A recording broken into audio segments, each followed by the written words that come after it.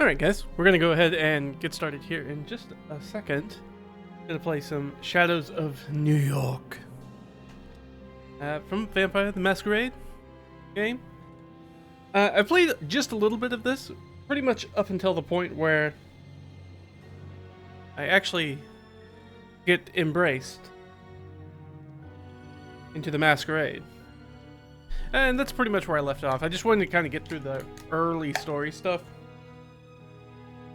for streaming, just because it's a lot of kind of boring stuff. And not boring, it's just that there's not a lot going on.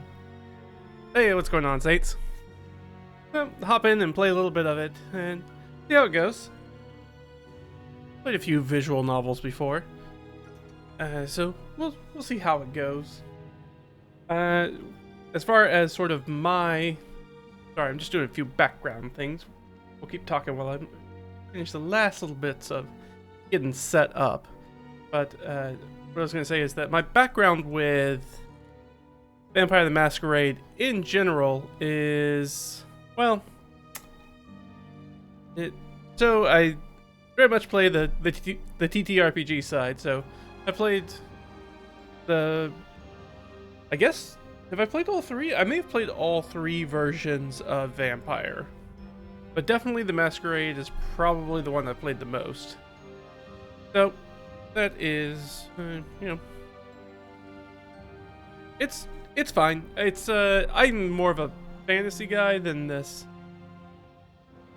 sort of pulpy modern day dark noir gothic horror thing. It's fun. It's just not my favorite cup of tea, but it's fun. I enjoy it. I don't think I've ever run it though. I think I've only ever played it. I think. I'm pretty sure that's correct. I'm trying to think if there's any instance. I've run some werewolf before, and I think that's where my crossover is. I've played a lot of World of Darkness stuff in different editions. So I've played quite a bit of Vampire more than anything. Played quite a bit of werewolf in different editions. Played the Beast. I'm trying to think if there's anything. I don't think I played Geist, and I haven't played Prometheus. Or Promethean, right? Or the fairy one. I haven't played the fairy one. Yeah, so just, I mean, primarily Vampire and werewolves. And I have played some Hunter. I should say that. Have played some Hunter. Hunter is probably my favorite. Just because of the limitations to it. Because obviously when you're playing Vampire or Werewolf, the way that World of Darkness settings are kind of set up is that you are kind of at the top of the food chain, so nothing else can really stand up to you at all. And so when that's the case, it becomes a little bit tedious as far as what you can do. You pretty much have to spend your time interacting with other vampires or other werewolves or other types of supernatural creatures in general for that to work out. So, and that's a little less fun for me because I feel like it doesn't allow you to do a lot of the messing with the Masquerade or the Veil or whatever it's called in that's other specific versions of World of Darkness games. Because basically humans are no problem for you if you decide that you want a human. If a human is a problem, you just remove that problem, essentially. it's not very difficult for you. But yeah, let's go ahead. I think that's enough preamble. So anyways, I played this a little bit, and we're gonna go ahead and I'll hop in. That way you guys can. I'm getting it to pull up. And I guess I should probably go ahead and off the music as well. And do that way we can hear in the game itself.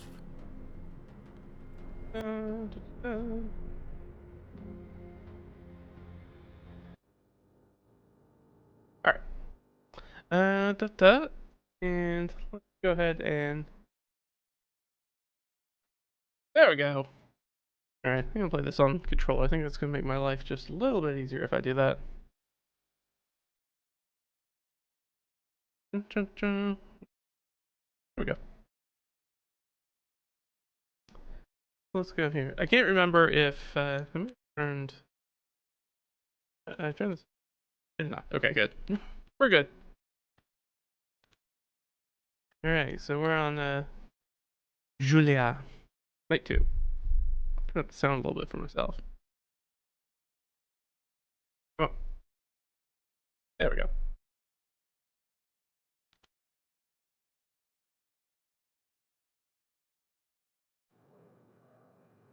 Once again, I found myself in Big Beat Burger. I guess a little preamble. If you haven't played the very beginning of the game, you are an investigative journalist who works for a periodical. You're a hard-hitting journalist, and in the course of trying to basically break a case or an investigation wide open and expunge a whole bunch of pretty much corporate mishandling of things, big thing, you are essentially taken out professionally. Basically, that there's enough pressure down from like the advertisers and other things that are going on in the journal that you basically get fired, and you and your sources that are supposed to be, you know, anonymous, get burned. Things go badly. You start getting a whole bunch of threatening phone calls and stuff like that. You accidentally run across one of your informants who, in an alley, tries to kill you with a gun. And that is what leads to sort of the embrace moment, because you come across somebody else in that alleyway who does not seem particularly threatened by our firearm. And then we are embraced by this person. So now we're back to Big Beat Burger, which is apparently a place that our lovely Julia goes when she can't sleep and she doesn't have any money, and so she just kind of finds herself in this place, just kind of people watching. Familiar surroundings, faces I recognize, mood, same as it ever was. Still, I process it in an entirely different way. It all frustrates me now, or more precisely, makes me frustrated. Self? Like I'm clinging to the remnants of a cocoon I've outgrown. Ugh. The same with these cigarettes. I don't need them anymore, so why do I keep holding on to them? Fucking hell, it's like I refuse to accept that I'm something better than I used to be. Alright, so now we have a little... Kinda understand where our headspace is, I guess. We think we're better. A vampire. A vampire. Just 2 nights ago I met Karen. She embraced me, by which I mean turned me into a kindred. She calls herself my sire, and me her child, fancy-like with an E. So, you can do that. The embrace, that's obviously when a vampire takes you. Kindred or other vampire. Sire is the person who turns you into a vampire, and child is the person who is, you know, a child of the sire. Somebody who's been turned by somebody.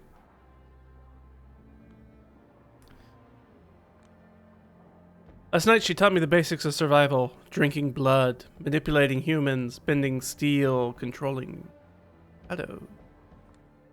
The night I expected more lessons. Instead, she just told me to go out and enjoy myself. What's the catch? I asked. To which she responded, I might kill you if you prove to be a disappointment. Good. So we're walking the razor's edge, I guess. So go, have fun, but not too much fun. How do we disappoint them? Not sure yet. There are a few rules. I have to uphold the Masquerade. I can't contact anyone I knew as a human. Can't let anyone realize I'm not human anymore. And I can't embrace anyone. And so on. I can't remember the specifics about when you are allowed to embrace someone from at least from the game, TTRPG game. I also played the Bloodlines game a little bit, the first one. I haven't played the second one yet, though I hear it's Not great. But I think we all kind of suspected that when it's been in development hell for however long that's been. Otherwise, I'm free to do whatever I want. But for some reason, the first thing I did was come back here. Old habits die hard. Karen is probably watching me from somewhere, even now. The way I understand it, tomorrow night she is supposed to introduce me to the Camarilla, a local society of vampires. Or Camarilla. Turns out they are the ones who have been systematically ruining my life lately. All a part of some secret evaluation that I barely passed. Just imagining the reach they have makes me dizzy. Very Illuminati is how the vampires operate. After they destroyed the old me that I barely cared about, Karen rebuilt me anew. On one hand, her test left some scars that will take time to heal. On the other hand, maybe I should just be grateful? I'm snapped out of my thoughts by a sudden scream. Some douchebag yelling about his french fries not being salty enough. I think that's my cue to leave permanently. Goodbye, BBB. Hope I never see you again. I'm destined for greater things, you see. Alright. So now we're getting into some actual game stuff. Fun. Alright. Retributive justice. A meathead bully and his unfortunate victim. I probably shouldn't interfere. What better chance could I find to test what I've become? Do we care about meatheads? I don't know. Nothing about Julia tells me that she really cares about this, necessarily. I mean, investigative journalist aspect about taking people down, but the dance macabre?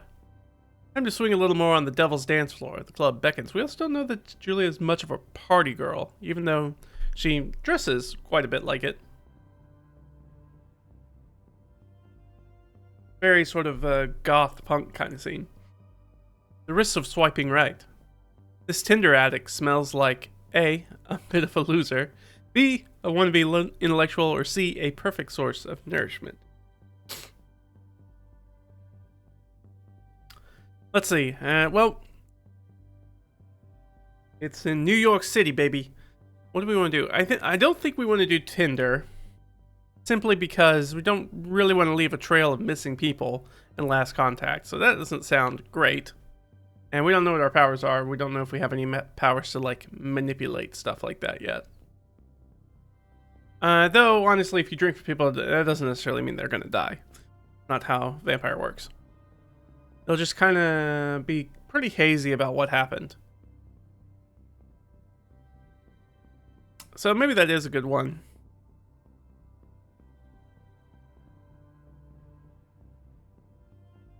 We're supposed to go out and have fun, whatever that means. This is a lady who was around when I killed somebody with a gun. So yeah, I'm thinking definitely not that one. It's one of these two. It seems like maybe I'm turning myself around. I think this may be the safer option. And maybe we just go to the club, see what happens. I'm intrigued by the silhouette portrait here. This club reeks of death, and I love it. I've been here quite a few times, but I've never seen anything this breathtaking. Everyone around me is whacked out of their minds, and as they keep dancing madly, the spirits dance beside them.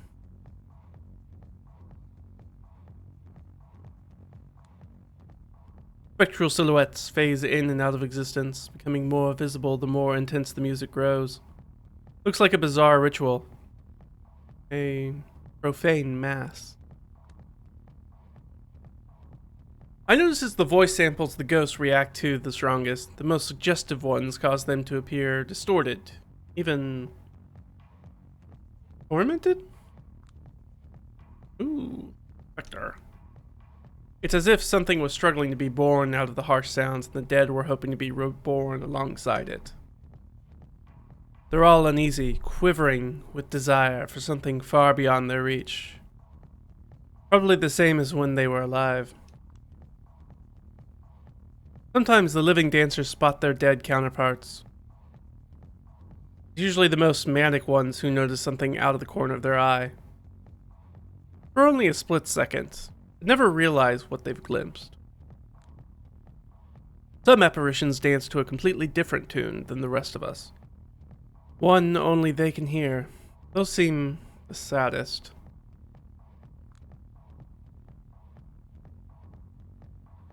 Spectacle is eerie. At times it's unbearably melancholic. Above all, it's beautiful?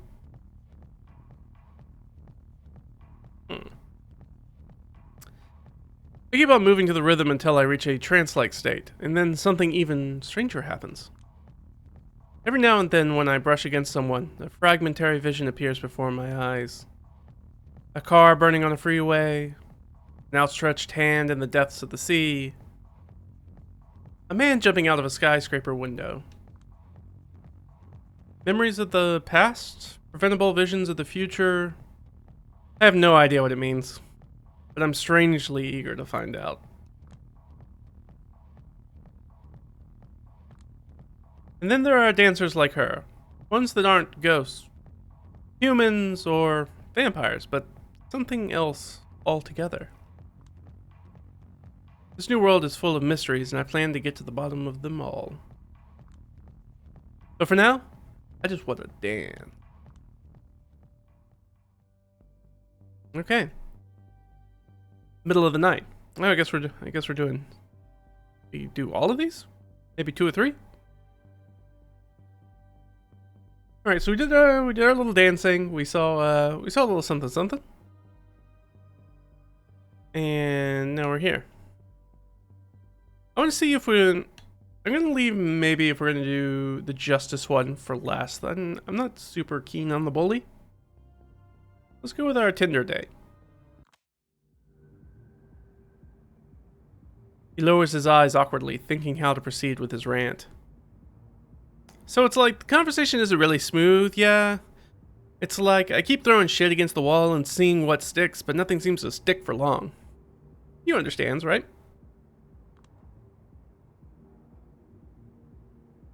What do we think?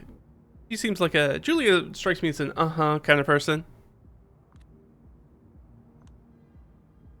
It's really this lack of context that's killing me about online dating. It's bad enough when a few photos and a single sentence are all you have to rely on when starting this conversation, yeah?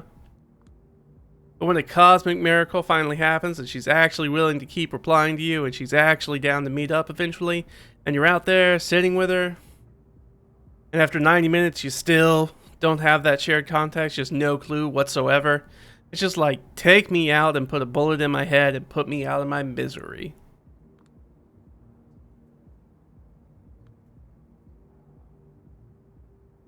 We didn't earlier. I'm thinking of being, we're going with a It's just one of those dates, and it's like we've been sitting here for ages, and the only thing she has a prolonged interest in is getting as hammered as possible, just one drink after another. And the more drunk she is, the more familiar she's getting. These little things, you know, touching my upper arm after each joke, her arm around my shoulder, her jokingly punching my waist. The escalation is subtle, but steady. In addition, one recurring topic appears, and that is all the cool shit she has and wishes she could have shown me. Oh, too bad it's all back in her apartment. That's when it hits me. She just wants to fuck. Sleep with me. This happens with Tinder. Yeah, when you meet someone on Tinder, this happens sometimes. Yeah, well, eventually we both run out of ideas for topics that could potentially be interesting to the both of us. So I'm just like, yeah, I'd sure love to see all the crap in your apartment. So we Uber there, and it's admittedly pretty nice apartment. Like, nothing too fancy, but I can tell her dad is the kind of asshole I'd like to punch in the face if I ever met him. You know what I mean. So she guides me to the kitchen and makes me some tea, a rare Indian blend. Forgot what it was 5 minutes later. Then she excuses herself and goes to the bathroom and doesn't come back. 10 minutes later, I run out of tweets to read and become a little concerned. I start looking around. First thing that catches my eye is the kitchen table. Yeah, I think we're back to a strong... The table is surprisingly large and is covered in neatly arranged documents. Like some connect the dots investigation board, mafia conspiracy kind of thing. Naturally, I take interest. It takes me 20 seconds to process what it is. Her entire mental health history, sorted chronologically, with all the juicy stuff neatly underlined in color. And I mean, entire. It's all in there. A detailed description of her fucked up household situation over the years. Anxiety, ADHD, bouts of depression, suspicions of schizophrenia, severe BPD, some weird psychosexual stuff with her brother. I keep reading and remembering what I said about throwing shit against the wall, seeing what sticks. I'm dead certain that that's how her shrink went about diagnosing her. She finally comes out of the bathroom, like an hour after she went in. At this point, I've read all of the shit on the table 3 times, not just the stuff she's highlighted for my convenience. And I feel like right now I understand her better than like someone who's read Crime and Punishment. Understands and that is a name I'm not super familiar with. Raskolnikov? Yeah. I'm not happy about that, like, at all. You know what I mean? She walks in with a cheerful hi. I respond with a slick, all good. She nods, does this weird finger gun thing and chuckles. I pretend I've been doing work-related stuff on my phone the whole time. Then small talk starts. A minute in, she casually picks up one of the documents on the table and she starts doing these super obvious body language cues that are all like, oh no, how did this get here? I'm practically dying inside, but I put on my cool face and make it look like I'm not here. Sorry, gotta reply to my boss. Yeah, he's working 24/7. Psycho motherfucker. Yeah. She slowly collects all the documents, puts them away, and then nonchalantly asks me something about Tame Impala, while I'm feeling crushed by all the kinds of trauma I've just learned about. The apartment starts feeling like a coffin. All of a sudden, she picks up a kitchen knife and starts playing with it. This zoned out stare, I'm fucking mortified, so what do you think I did? I mean, right? Slept with her? Of course I slept with her. That's how the worst 6 months of my life began. I couldn't even say I didn't see it coming. God, I'm such a slut. He leans back and groans while hiding his face behind his palms. I look at his neck. Every vein seems so visible and impossibly alluring. I don't think I ever looked at anyone's neck like that. I realize I feel thirsty. Damn. I know. It sure took a turn. Years ago when this rant began, it was about continental philosophy. What? Sorry, can you say that again? He's pretty drunk, barely able to focus on anything but his current train of thought. Just what I was hoping for. Years ago when this... Never mind. Listen, it's stuffy in here. I want to go out, get some fresh air. You haven't touched your drink. I mean, I would. I could. No more alcohol for me. What? No, this one's not mine. I mean, some dude bought it for me, but I don't want it. He scans the room with a death stare, looking for the guy who did it. Not realizing his best chance of finding him is in the mirror. Then he drinks like a half of my glass at once while looking around, as if he was hoping to prove his dominance over an unseen enemy. Okay, after you. We're walking across a mostly empty street. He's focused on keeping upright and walking in a straight line. I'm focused on finding a spot where I can freak him up. He seemed like bad news. Oh yeah? Why don't you just leave me alone? Determinism, I guess. I roll my eyes, and that's when I notice it. A deep, underlit stairwell. I look around and realize no one's around. This is my chance. I immediately yank him downstairs. It's almost pitch black, but I can still see his face. He doesn't seem shocked. It's more like awkwardness. Now listen, it's not that I never wanted to do this sort of thing in public. Quite the opposite.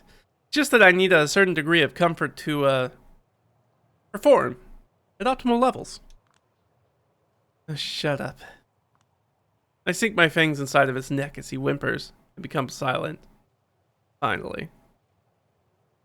That's what I've been waiting for the past hour. He relaxes in my arms, and I relax with him. Like all the drinks I had to deny myself until now are hitting my head all at once. With no unpleasant side effects, I feel radiant. I don't want this moment to end. But it has to. I drop his body to the floor and lick the wound closed, just the way she taught me. His pulse is faint, but steady. He reeks of booze. If anyone finds him, there should be no suspicions. As I walk up the stairwell, I insert a finger into my mouth and try to sense my fangs. No dice. Seems they really are retractable. That's handy. The hunger pangs are gone. I rub my hands around my body. I feel comfortable, hopeful, happy. Can't remember the last time I enjoyed life like this. Now let's keep this party going. Wow. What a night. Watch Times Square from above. Beautiful. Never thought this place could make me emotional. But here I am, feeling deeply moved. Who would have thought? Getting up here was surprisingly easy, all things considered. With more thought than physical effort. Earlier tonight, I started experimenting with this body's limits. I realized I can jump over small buildings and climb steep walls with ease. My whole perception of space has shifted. I planned a scenic route across the rooftops. I did my best to avoid attracting attention, just as I was told.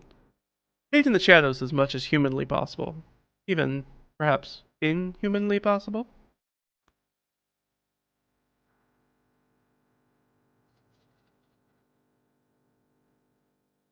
I spot a drone from afar.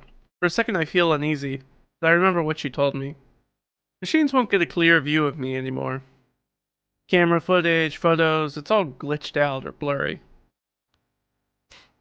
Wouldn't take it for granted if I didn't try to catch my reflection earlier on. I couldn't see my face clearly. Not in the mirror, not even in a puddle. My face was like one of Dolly's clocks. She told me to keep a low profile regardless. Someone might take note and track you down. She didn't care to elaborate, but it didn't sound encouraging. Suddenly it hits me that I might never be able to see my own face again. I won't even be able to take care of my looks by myself. And what about the long-term psychological effects? A lot of anxiety tightens in my stomach. Jesus. This is probably just the tip of the iceberg. What else is going to change? Calm down. Wait a second. These past few nights have been the best of my life. For years, I was in a downward spiral. Failing health, no future, a feeling of overwhelming powerlessness. Now, everything has been flipped upside down. A total paradigm shift. A bad ending is no longer the only option, and I am actually looking forward to tomorrow.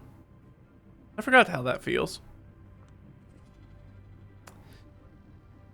Where I used to stand at mere seconds to midnight, The doomsday clock has been effectively turned off. A cold breeze brushes my cheek. As stupid as it sounds, I choose to read it as the world telling me to shut up. I can bend anyone to my will. I'm capable of superhuman strength. I'm a master of the shadows. I can do anything. Tomorrow night I will be introduced to my duties. If everything goes according to plan, I will become a New York City representative of Clan La Sombra. Whoever they are, whatever that means, I have no idea what to expect. Go. We're not gonna get La Sombra yet. Alright, just the clan. The clan's your family. Common blood. Yeah.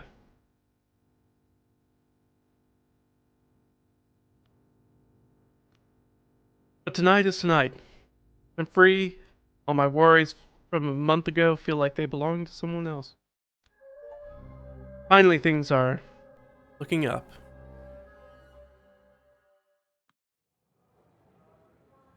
March 2020. Back at it again at Big Beat Burger. Familiar sounds, familiar smells, familiar faces. Yet again, I'm recalling the night when everything finally seemed to change for the better.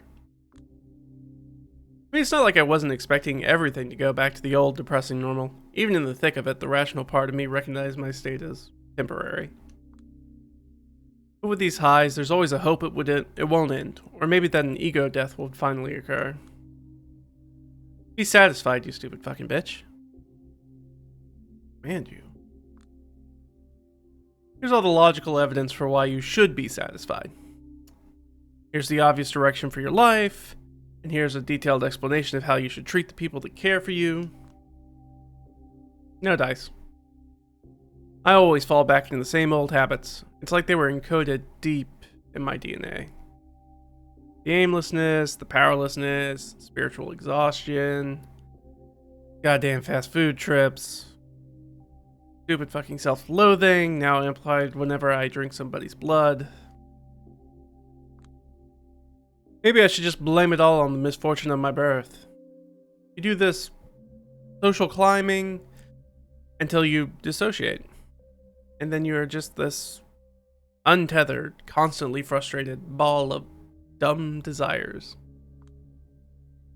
Except I'm sort of immortal now, and I need to figure out what to do next. I mean, I agree. I don't think you can drink bad coffee, or you can't even drink it. Buy a cup of bad coffee and just sit in a crappy diner all night, every night. That seems really boring.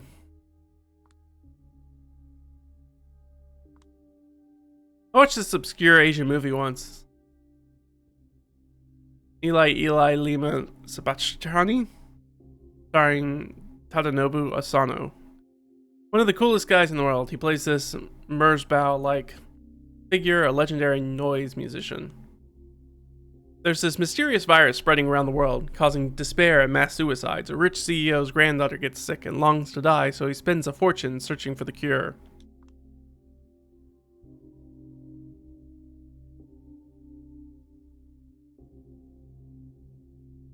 Turns out Asano and his friend, played by this violent onsen geisha guy, are traveling through Japan, searching for the corpse-strewn towns and fields for any unique item that can produce beautiful sounds.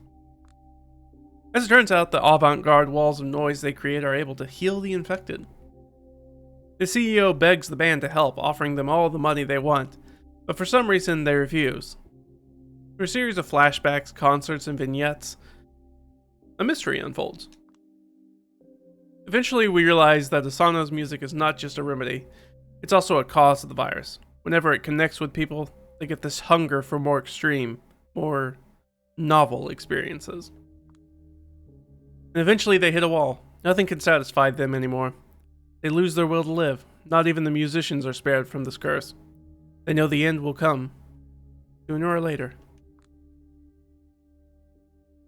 The girl is saved by a mind-blowing concert, but the tragedy is merely postponed, not averted. The last shot A Jesus-like Asano silently considering his role as savior and destroyer. It stayed with me. The form of the film is abrasive. Little to no narrative coherence, some weird cartoonish creative choices, the Japanese noise soundtrack, the very free form and hard to understand weave of themes. At this point, movies like this are all that truly connect with me. I'm the New York City representative of the La Sombra clan now, also known as the Night Clan. They are masters of shadows who cast distorted reflections and make modern tech go haywire in their presence. Okay, good. Last year, a few months before I was embraced, the biggest La Sombra had joined with the Camarilla, the biggest and most traditional sect in the vampire world. By sect. The ideology. Okay. Yeah.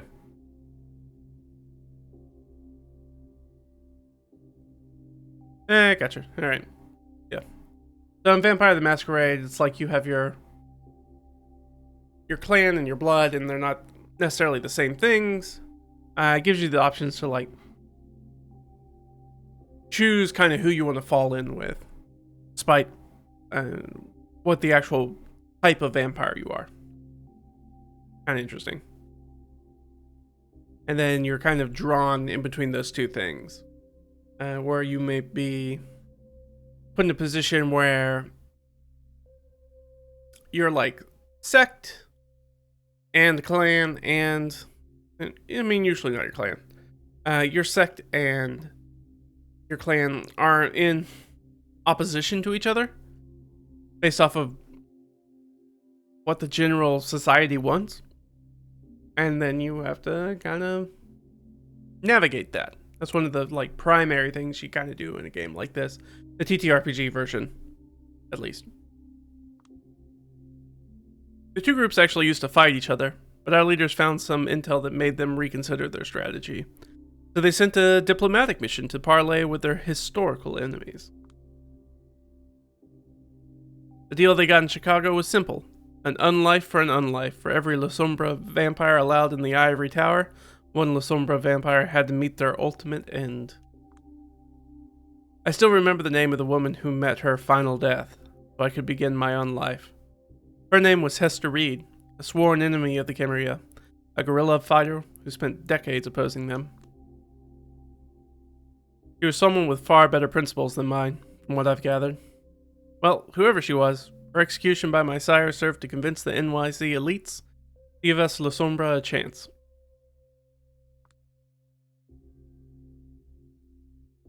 Then they set out to look for a mutually agreed upon candidate who'd become the clan's rep in the city.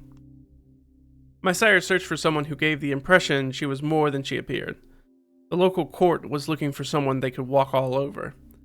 After long negotiations, they decided I was a good compromise.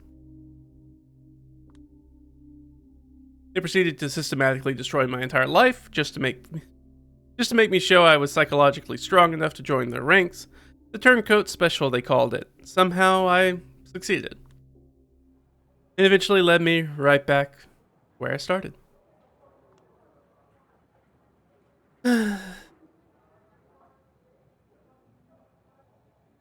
Ain't that the way of things?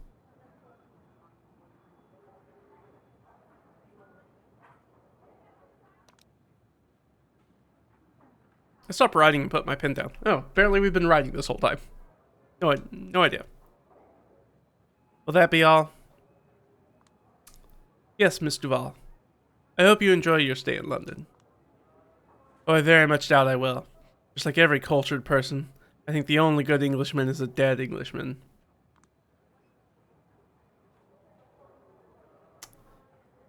Where do we go with? Fucked up serial killer?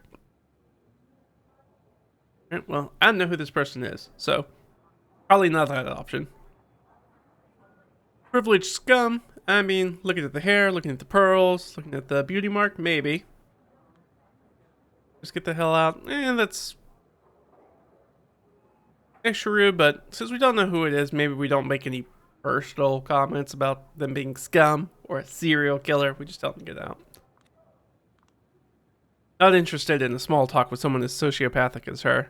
I finished the formalities in silence. That will be all. Tell Kadir I said hello. And farewell. Safe travels. Don't let the door hit you on the way out, psycho. Oh well. I'm the lone La Sombra in town, and my representational role means jack shit. No title, no perks, no whatever. Right now, I'm the court's gopher, doing all sorts of work nobody else will touch. My main duties? Being a sort of immigration officer. See, New York City is probably the biggest vampire travel hub in the US, and definitely the biggest one on the East Coast. Almost every kindred arriving from Africa and Europe comes through here. Guess that makes sense. The local Camarilla is nuts about the bureaucracy and population control, so every vampire leaving or arriving in this town is supposed to check with me to inform me about their travels. Well, in theory at least. The VIP is played by different rules. By the different rules? The VIPs play by different rules. They take care of this stuff through connections and servants. But for the small fish, I'm like a vampire Statue of Liberty. The first bloodsucker every kindred coming to NYC should see. On paper, anyways. The first after the Prince, or Kadir, the Primogen Council. These things vary. Yeah, I'm a naturally traitorous La Sombra, but they still prefer being traditional and hands-on about all these things. So the Prince is the person who leads. The Primogen Council is like the... Right. Yeah, they're advisors. Advisors. Usually elders.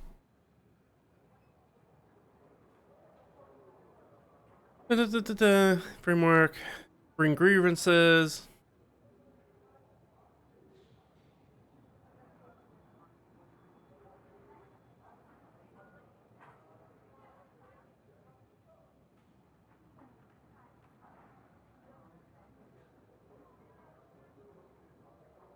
Okay. Nothing new there. They're just advisors to the prince, and the prince is the person who rules over sort of the local court. As I said, at the end of the day, I'm just a gopher, and this work only serves to remind me I'm not quite in, just standing at the gate, behind the velvet rope still. They haven't even given me an office. I just meet everyone in public places, such as coffee shops or this fast food joint. Some consider this an insult and lash out at me, but luckily, most of them understand we're in the same boat. Only here because we're curs who need to be reminded of our place from time to time. Speaking of, my last client is 15 minutes late, and I still have more errands to run tonight. This is getting irritating. To be honest, I should just find some self-respect and leave. But I won't. My sorry upbringing left me with this stupid sense of responsibility. 10 more minutes pass. Eventually, an unfamiliar woman appears by the door. She tells someone to stand by the door and walks in. Long chestnut hair, body stuck in her late teens by the look of it. Fashionable scarf covering most of her face, elegant clothes, dignified walk. I signal her to sit in front of me, trying my best not to let my impatience show. She obliges.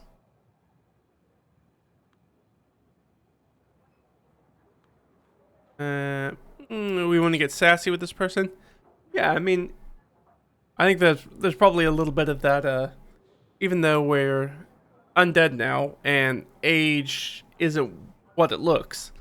I get the idea that, you know, being a teenager be like, Julia might look down on them and be like, took your time.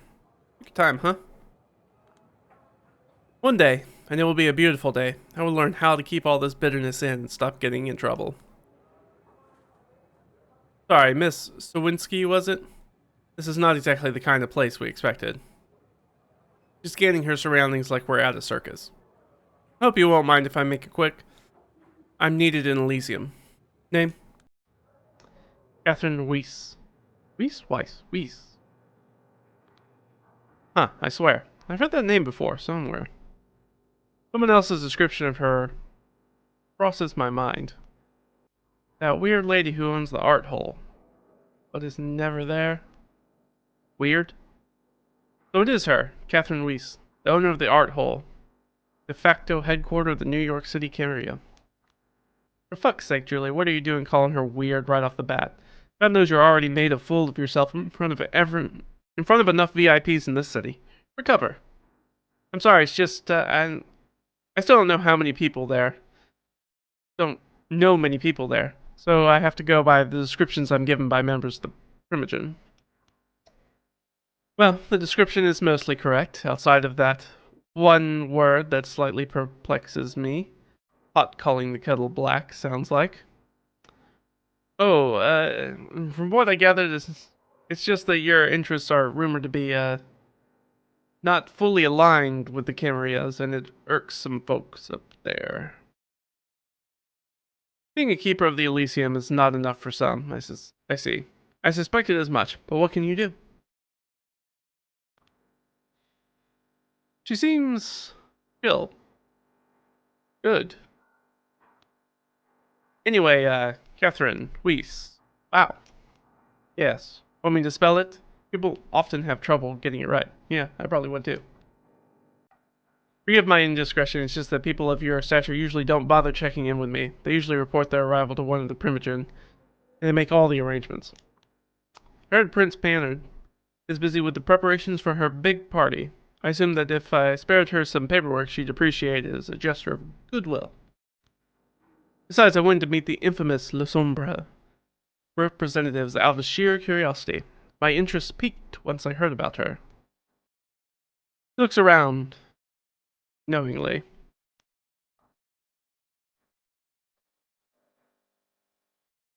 Unique circumstances.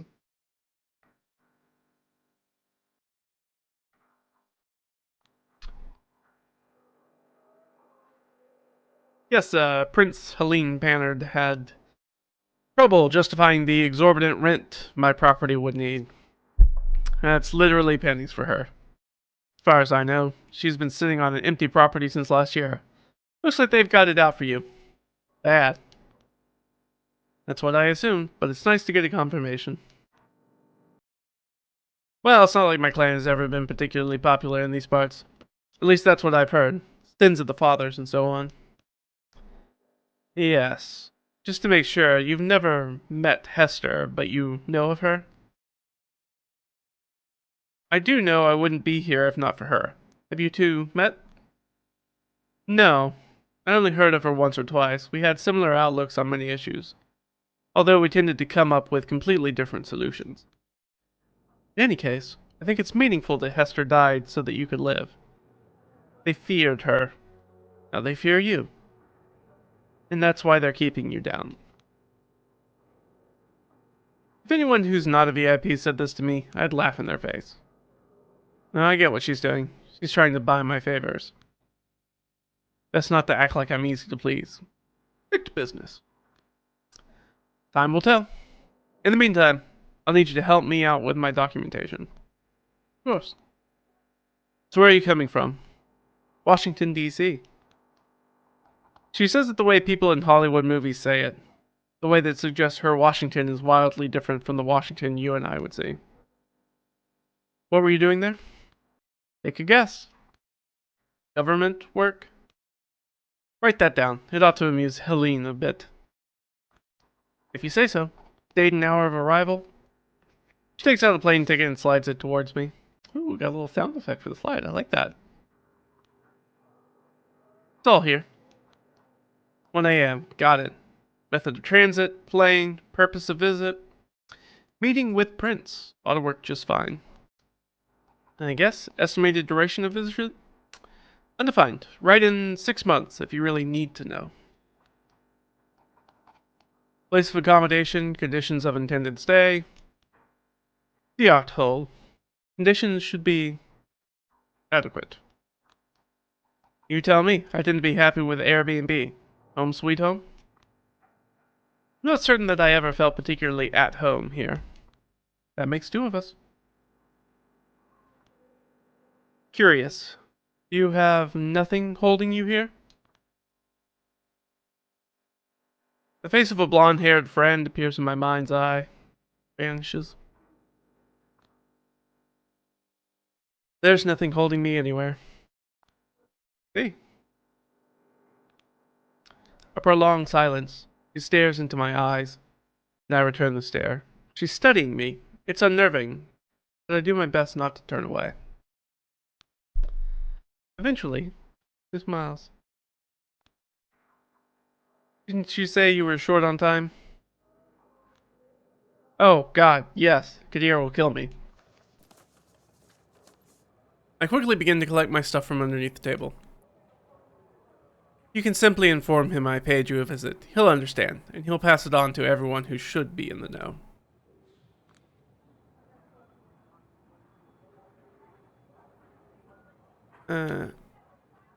Where you go? I don't know, we kind of walked off. We weren't kind of stuffy to begin with. Kind of catty. And then we kind of backed off of that. So maybe we do that. Need anything else? I'm fine. I was about to ask you that myself. You're the one asking questions here. That's all from me. Good. We will see each other soon, I hope. The party tomorrow night?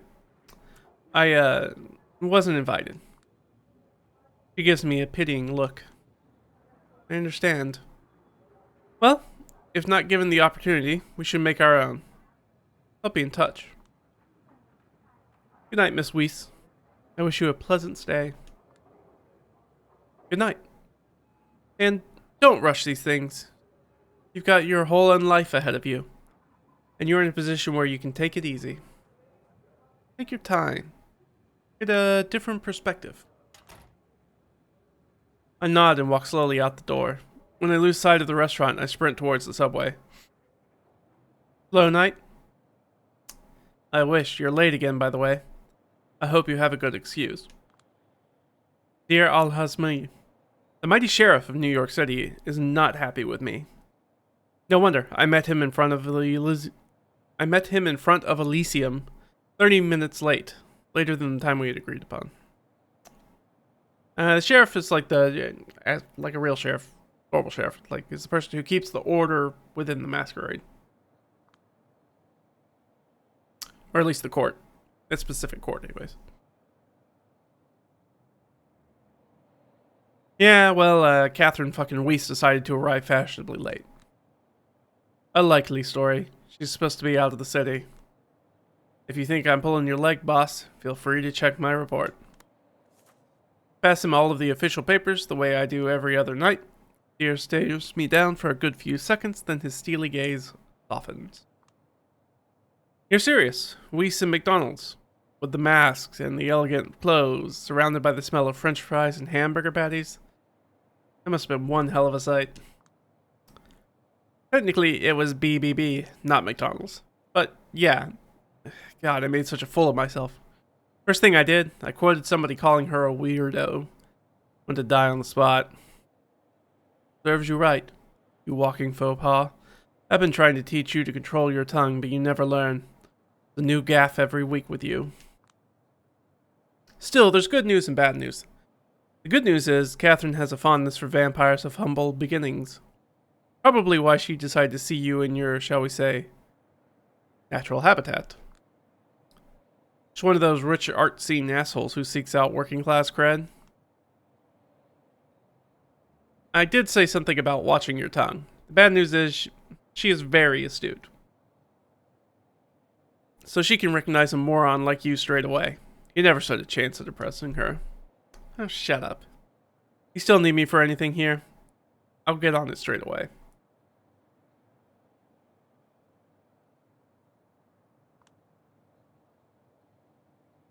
I wouldn't be standing out here chatting with you if I hadn't taken care of my duties. 30 minutes is all it took to finish preparations for the big party.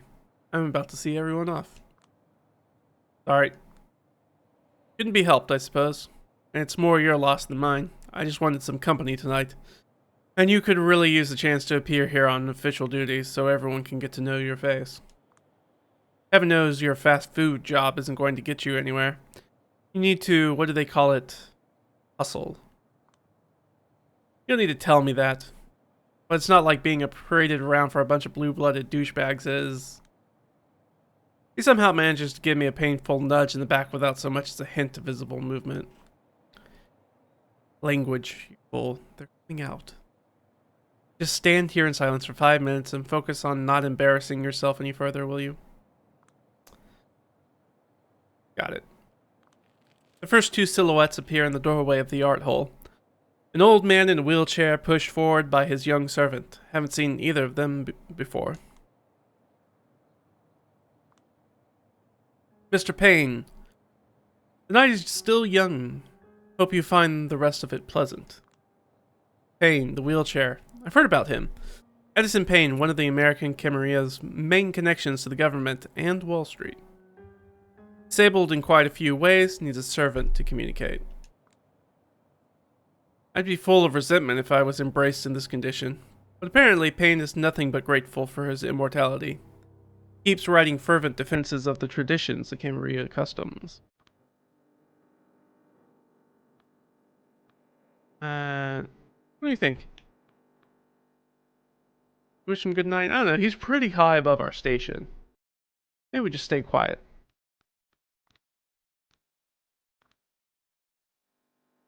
He wordlessly shakes Kadir's hand, but doesn't even deign to acknowledge me. At least his servant gives me a small bow. I return it. They leave.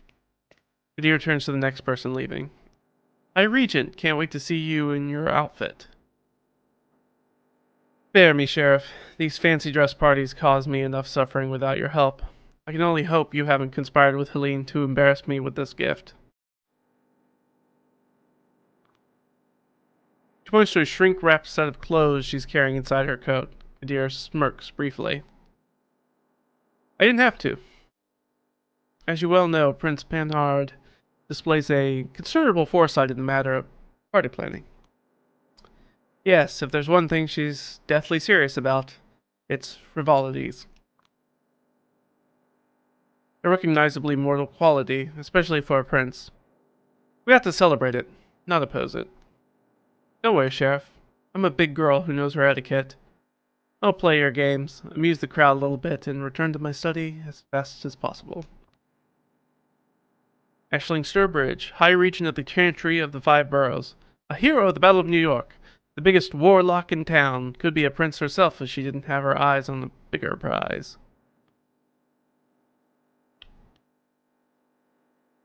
Where the Tremere hang out. Lots of crusty books and smoking beakers type of place. Tremere. Hermetic mages. That's right. The Tremere are the magic user clan.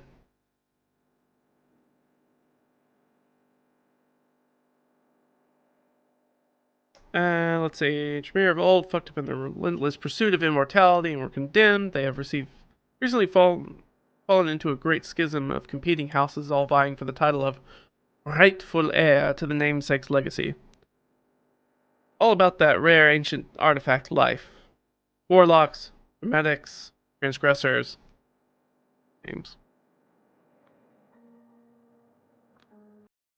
Thing is, nobody knows what the prize is. They only know it has something to do with the goal of her thaumaturgical research. Whoever tried to find out what it is failed. Violently. Well, I'm sure you're going to have fun, Miss Sawinski. Oh.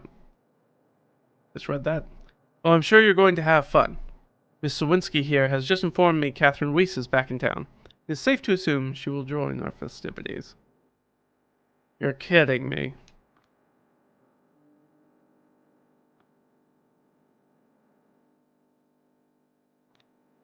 It's not safe to assume. It's certain. She told me she will be here tomorrow night. Weiss. Excellent. I'd love to catch up with her. The barely concealed venom in her voice clearly suggests that, in fact, she'd hate to catch up with her. Yes, it looks like tomorrow night will be very special. But for now, I bid you adieu. She's gone. There's some kind of story between Aisling and the Weiss that I should be aware of. You could say that. High Regent Sturbridge once attempted to call for a blood hunt on Weiss. Wow. Why? I've heard 5 different versions of the story, and all of them seem plausible. Catherine's relationship with this city is odd, to say the least. But hush for now. Bloodhunt is we just kill him, right? Yeah, final death at the fangs of their peers. Punishing transgression is the law of retaliation. So she did a big no-nos. He's obviously trying to kill the conversation, and the appearance of Thomas Arturo gives him a perfect way out. Mr. Arturo. Ah, Al Hasmai. Keep up the good work, eh? Of course. Where's it? Al Hasmai. Well, sure. I have to look that up. Thomas Arturo, architect by trade, he's a herald, a member of Prince Bernard's inner circle, an eccentric whose thoughts seem to be 10 times faster than his words.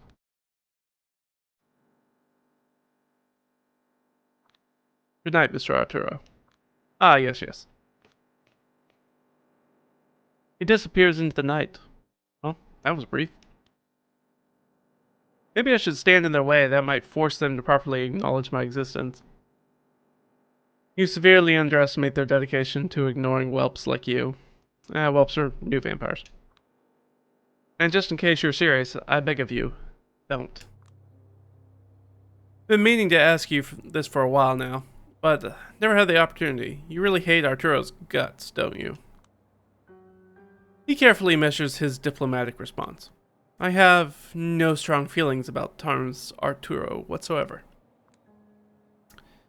Yeah, well, considering you're always listing positives about every local Camarilla representative under the moon, you might as well have called him a cunt. Language, whelp. And as for Arturo, I'll share my opinion about him as soon as I come up with one that sticks for more than a week. A group of kindred emerges from the art hall, rushing towards the street. Only a noble-looking woman stops next to us. She's wearing a hijab, but curiously enough, she doesn't hide her hair beneath it.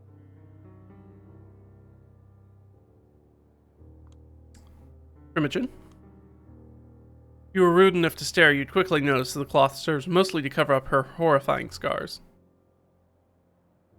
Kadir. Oh, and young Julia. Doing my best not to stare because Samira is one of the few NYC Camarilla figures who hasn't been an asshole to me yet. Still here, did the prince require the clan of the Hunt's counsel in some matter? Yes. I advised her that no matter how hard she tries, she shouldn't expect me to wear a different costume tomorrow night. She's the Banu Hakim Primogen. Just like the La Sombra, their clan was independent from the Camarilla until relatively recently. However, they negotiated a better deal than we did. They have a Primogen, for one. Hailing from the Middle East, the Banu Hakim are drawn to the practice of justice. The rules must be upheld, and every transgression punished. So, obviously, they're the people sort of in charge of what is determined to be right, if I remember correctly. They're kind of like traditionalists. Asamites.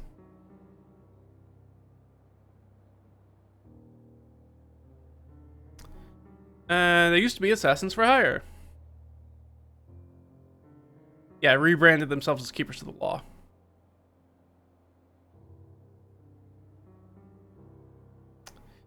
I've learned from a few other sources that members of the clan have a bit of a drinking problem. Once they taste another kindred's blood, they find it hard to stop. Their inclusion in the Camarilla seems to have stirred some discontent among the Tremere, as the lawmen also use a form of blood sorcery to boost their abilities and observe different rituals. Odin, religiously motivated, owed in no small part to the fact that the clan has been traditionally tied to Islam and the Middle East in general. Okay.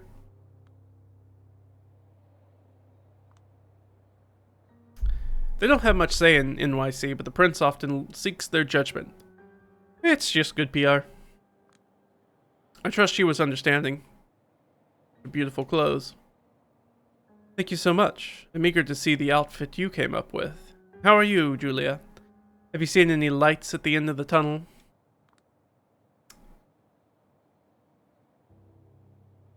Same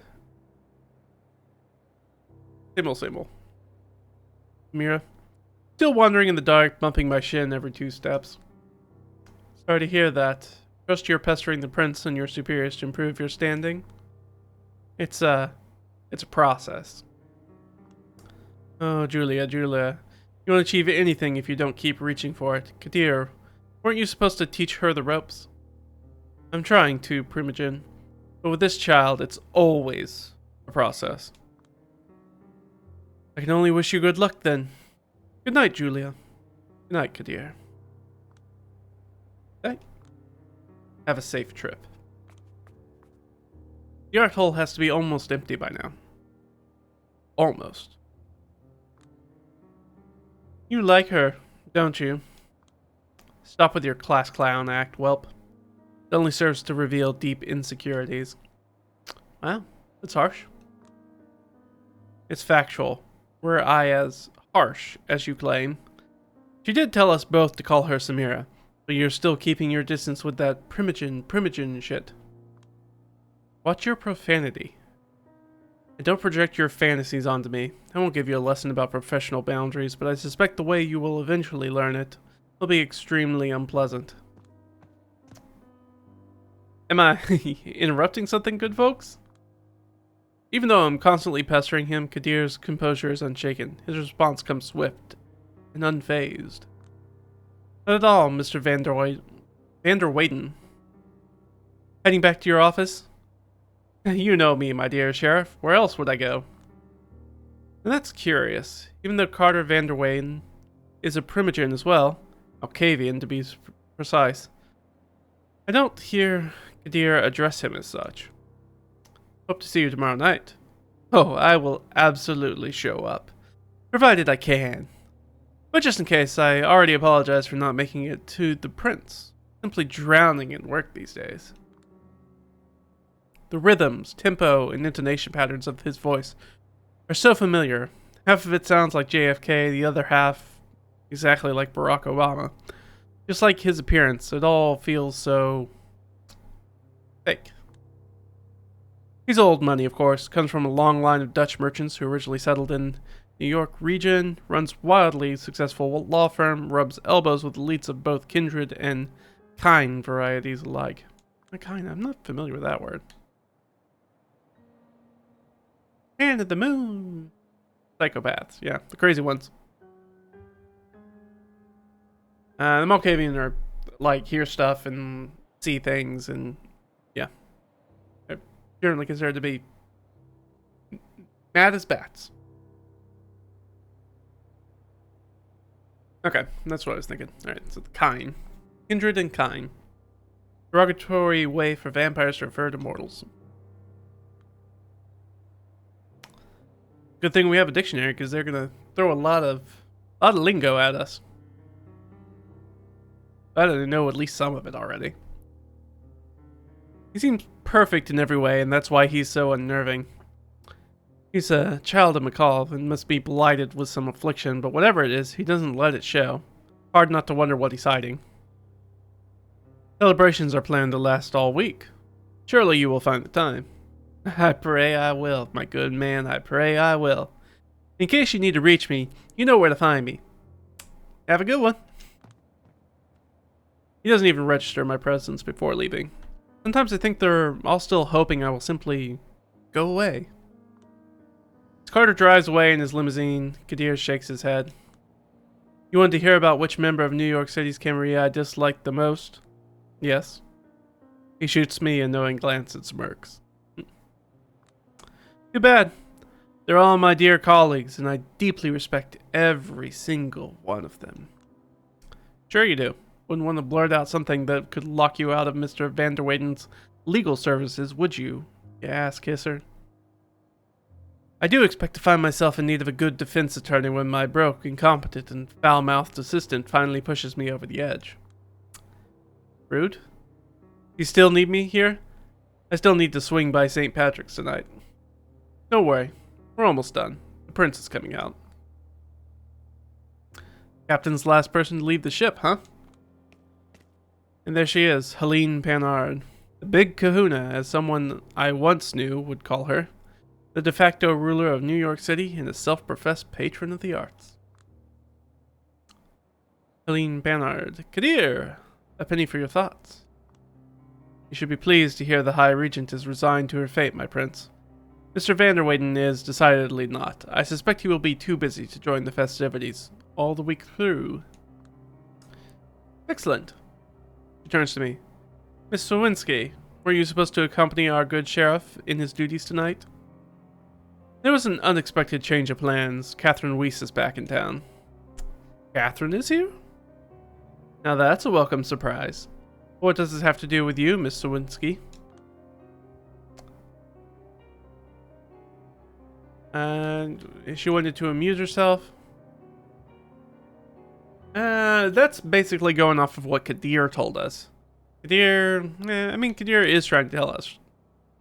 Does seem to be trying to mentor us somewhat. I like that better than I took care of her paperwork. Show us growing, trying to get into the role a little bit. Looks like she wanted to meet me and amuse herself by seeing the way I operate. If I can guilt trip her about my current standing, I absolutely will. Ah, so the two of you met in a fast food restaurant, my prince. I see. Helene rubs her eyes. Catherine and her love for proletarian amusement. I suppose it will be a source of amusing anecdotes this week. If you want to avoid these situations in the future, it might be a good time to discuss offering Miss Sawinski an office of her own. We'll get to it eventually. There are more pressing matters at hand. The festivities start tomorrow, and there's still so much to be done. Will you make sure the art hole is secure before leaving? Certainly, my prince. Have a good night. Good night, dear. Good night, Miss Sawinski. We'll talk about your work soon. Don't worry. Of course. Good night, Prince Panard. The chauffeur escorts her to a limo. There's an awkward silence between me and Kadir until the car disappears around the corner. More pressing matters? Huh. A penny for your thoughts, Sheriff? I'm certain an image of a keeper of the Elysium stuck in a fast food restaurant will linger in Prince Panard's mind. You're far closer to your goal than you were a few minutes ago. See? We did it. We got there. I'm pretty sure I've heard you say something to that effect a few times now. Alright, well, maybe not then. As I stand by my words, Rome wasn't built in a day, Julia. As a Camarilla loyalist, don't you think it sucks that the Ivory Tower is so hell-bent on showing disrespect to my clan? They're actually willing to make fools of themselves in the process? We've all had to endure our own hazing rituals, but yes, the current situation is not ideal. Whatever. You need a hand closing up the Elysium? I'll manage. It's getting late. Better run. Some shadow in Chicago is probably impatient to get a copy of the reports you've given me. You've pleased one master, now it's time to please the other. Yeah, here's the thing about working for two masters. Neither of them really thinks of you as their own. Rough. Not knowing how to reply, Kadir shrugs. I wave to him goodbye and head for the subway. When I reach St. Patrick's Cathedral, I'm greeted by a voice that grates on me like teeth on tinfoil. Well, well, well. The prodigal daughter returned. Oh my god, no. This is the one thing I didn't want to happen. Julia, please, thou shalt not take the name of the Lord, thy God, in vain. Uh-huh. Where's Father Leonard? His clergy duties kept him from getting here on time. He sent me to apologize in his name and keep you company for a few minutes. Oof. That's the second thing he ought to apologize for. He just wants his flock to live in unity. I am more than willing to oblige him. Why won't you? For the last time, I'm not a part of his flock. We have a purely professional arrangement. I know you see it that way. The Knight clan's tendency to stick close to the Catholic Church is their greatest virtue. They still consider this relationship purely instrumental. This is why we need kindred like you to bring the spiritual change to your clan, to make them understand God's precious gifts. The closer they get to the light, the greater their shadow will become. Again, with his insufferable sermonizing. I would probably call it proselytizing, but that's okay.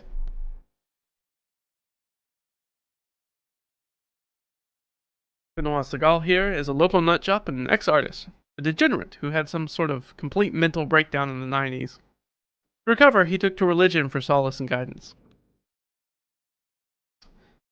I assume degenerate is somebody who gets, like, bloodsick, right? Nautism? That's Bucky. Corridor. Yeah.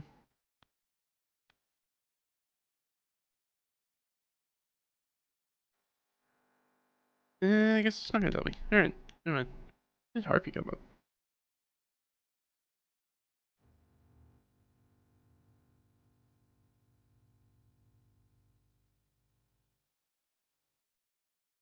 Never mind. At first, he proclaimed his readiness to devote the rest of his unlife to studying Nautism. After a few years, though, he changed his mind and joined the Catholic Church instead. Right? Bit of a step to the right. As luck would have it, his neophyte's zeal found a major target in me. When I first met him, I was stupid enough to tell him I was raised Catholic, and still identified as such.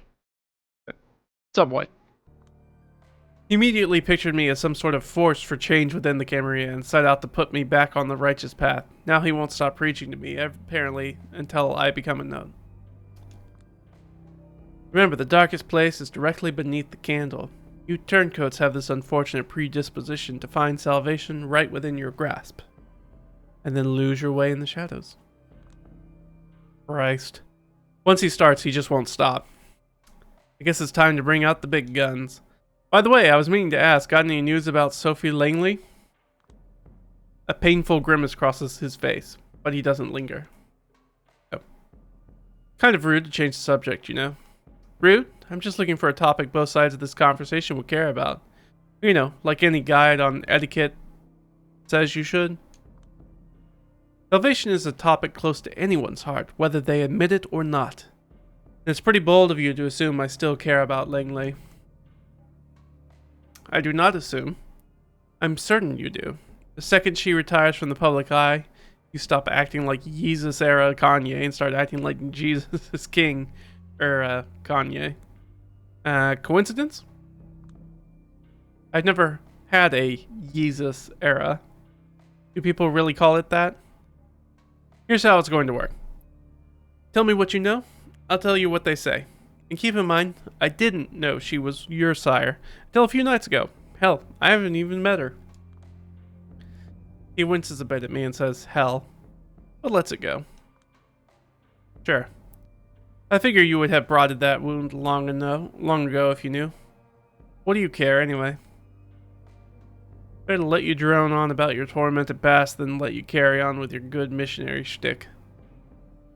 Professional curiosity. Once a journalist, always a journalist. He scratches his head, then exhales in a sad mockery of a chuckle. Fine then. I'll do my best to make it short. Just like you said, Sophie Langley, every New York kindred's beloved socialite, was my sire. We first met some time after World War II. I left France right before the Nazis went around the Maginot Line. I struggled to keep my siblings alive with my art. I watched my brother die during the flu epidemic of '43, so in Spain, I take it. Spanish flu is World War I, not World War II. Flu epidemic of '43.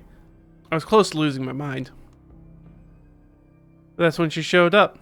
Said the sheer torment in my works caught her eye. She became my patron, allowed my talents to flourish, and supported me financially. Eventually, she embraced me. As a well-off kindred, my artistic interests started to naturally deviate from what they used to be back when I was poor, mortal upstart.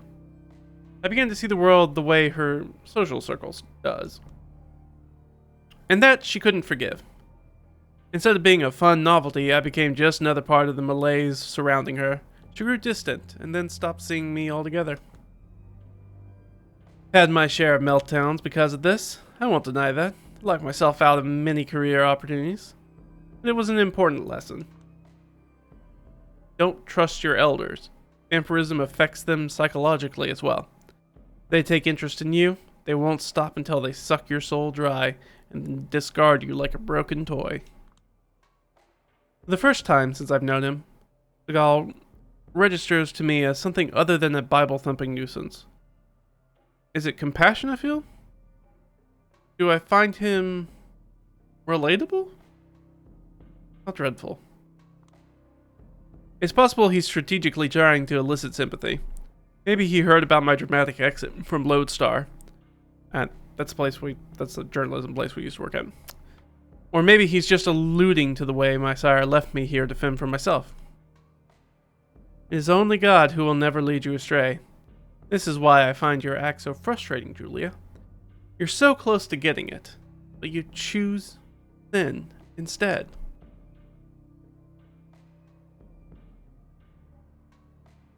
There's the Benoit Seagal I know. Almost had me fooled. Let's get back on track. What about Langley's disappearance from the city? Her path was a road to perdition.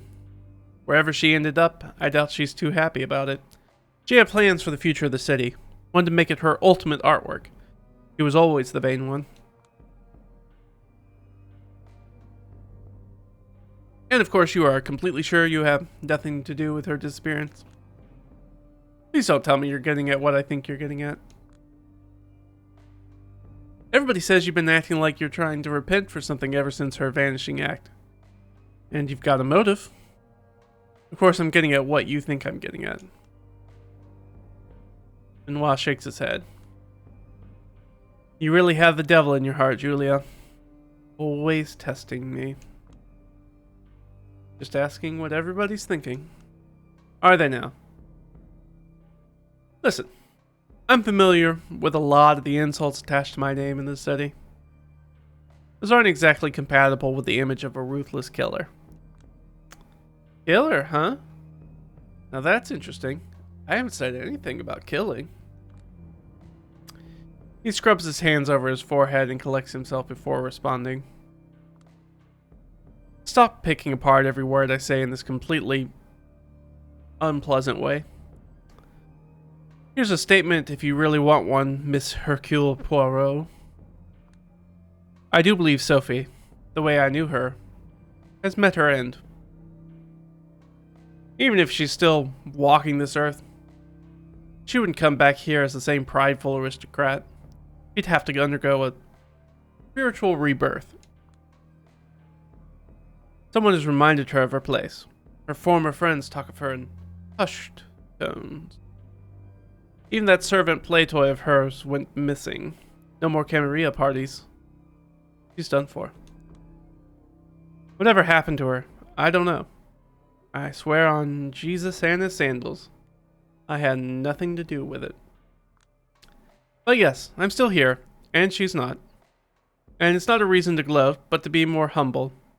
I received a sign from God telling me to re-examine all the unfortunate ways I still resemble Sophie Langley. And I listened. I rejected the pride I shared with her. I renewed my vows to God, recommitted to preaching his greatness.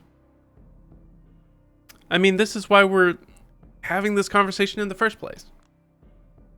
Right now, when I think of Langley's influence on my life, I'm grateful. Because she was a sign that got me here.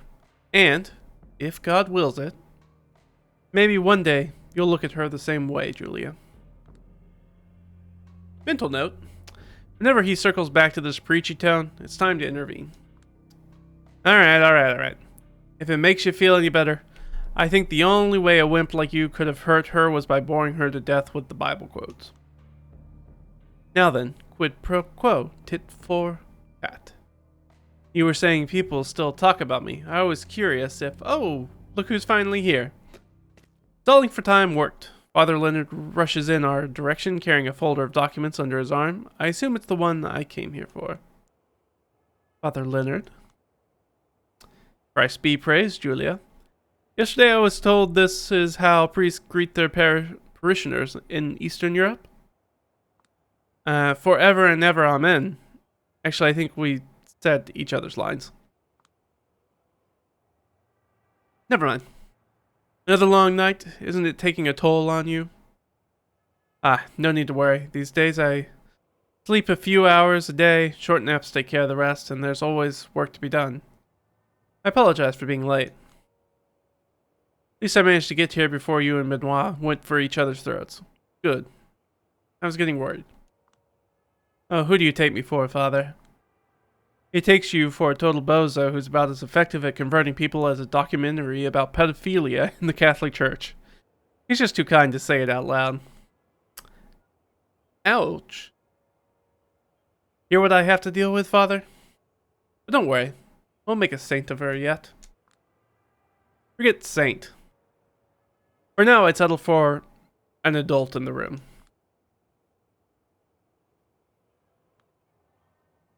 Yeah. That's what you are. Isn't that what you're for? I've been patient with that role. But by now you kids should be moving on, not leaving crayon marks on the walls and throwing food around any time Daddy's not looking. Let's focus on the grown-up duties, shall we, Julia? Here, he gives me a folder he was carrying with him. Then pass him the reports I wrote earlier tonight. Among kindred, it is common knowledge that the Catholic Church is one of the La Sombra's greatest assets. Hell, it might even be one of the main reasons Camarilla is slowly warming up to the clan. We are technologically impaired, and as such, woefully unprepared to face the challenges of communicating in the 21st century. Hard to handle advanced encryption when you can't even unlock a smartphone. Yeah, that's one of the things that's very special about the Night Clan, is that technology doesn't work so well with them. It also means that it's even more unlikely that things like video cameras and things like CCTV will pick them up. They have that tech gremlins. Stuff just doesn't work around them. This is where the Vatican connections enter the picture. A web of priests scattered all over the world exchange our dispatches between each other, making sure they all reach their destinations in total secrecy. I was told not everyone in the Holy See is friendly to our kind, but the most shrewd and talented usually are. You can say they're like a mortal Camarilla, better than any intelligence agency. Remember what happened to John Paul I? When he attempted to uncover the workings of the Institute for the Works of Religion, death after 33 days of papacy, rumors of CIA and Masonic involvement. Not that Father Leonard has anything to do with any of that.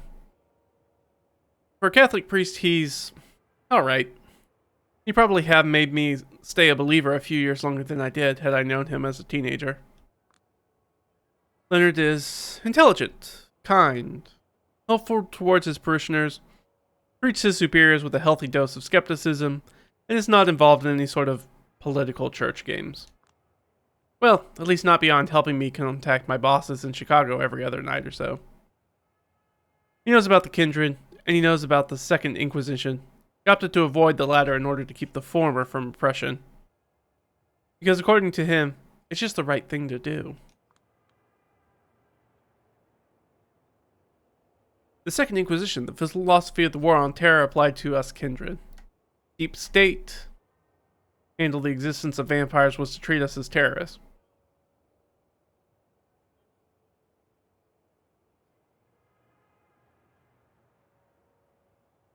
Among the kindred, the term is most often abbreviated to SI.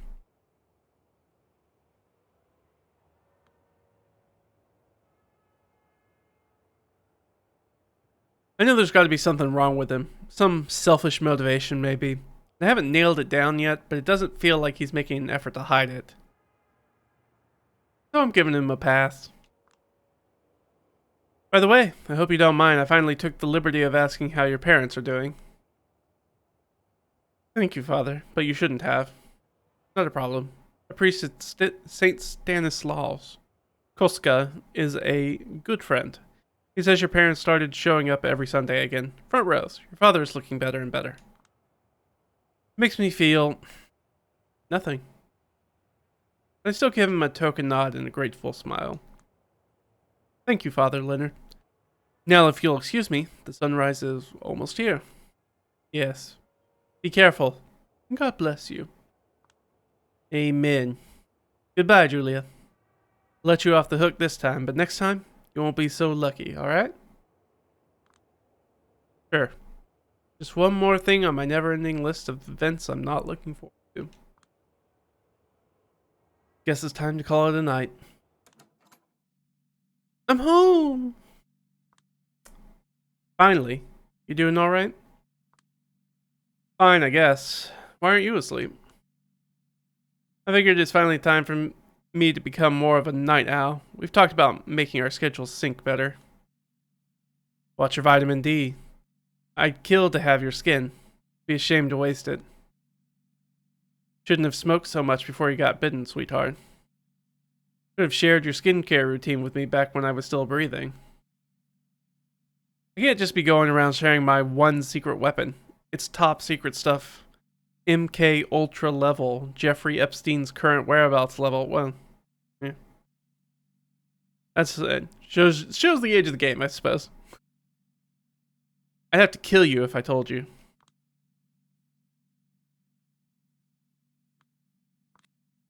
Fair.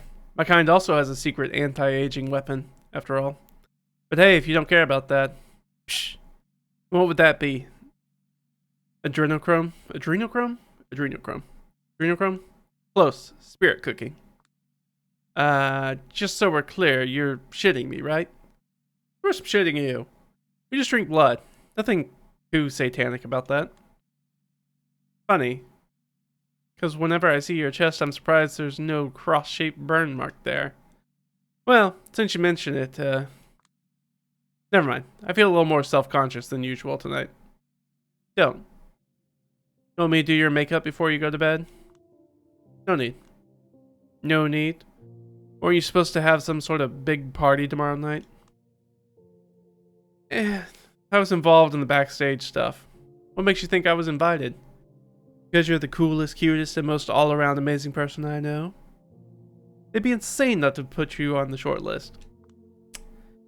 Believe it or not, but most vampires are pretty insane. Interdimensional psychic vampire level insane? Because that's how crazy they'd have to be to ignore you like this. Yeah, I'd say so. Yeah, fuck them then.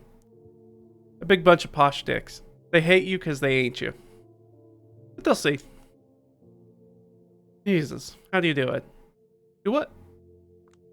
You always assault me with so much of this weird, stupid positivity that I can't react to it without completely shifting my mental attitude. How do you do it? Oh, the answer is easy. You remember how I told you we have this spiritual connection?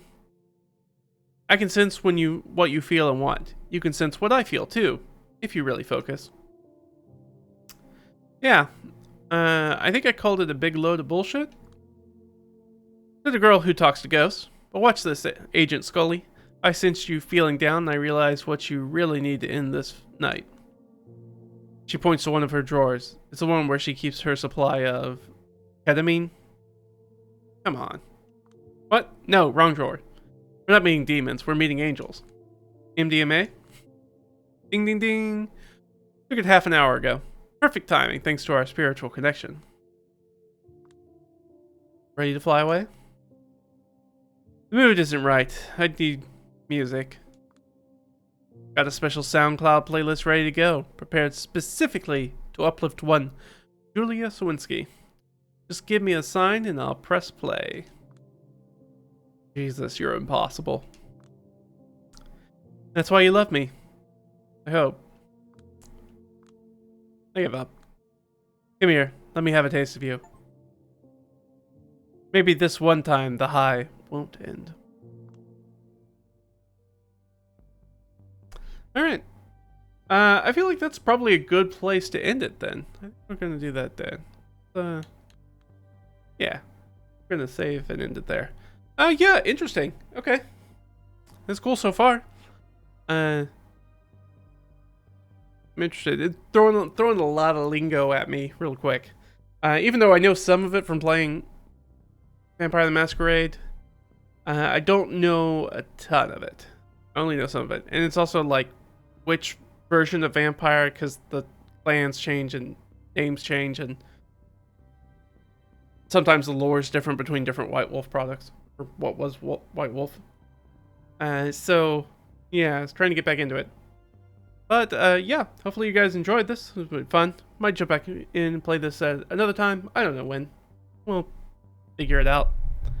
Trying to do some of this streaming stuff that's not D&D super related over here on Twitch. Now, obviously, I do D&D streaming over on YouTube because there's a better audience for it over there. But you know, I hadn't been doing anything over here. So I was like, well, I should jump in and do a little stream or something here. And so this feels, you know, tangentially related. But yeah, it's fun.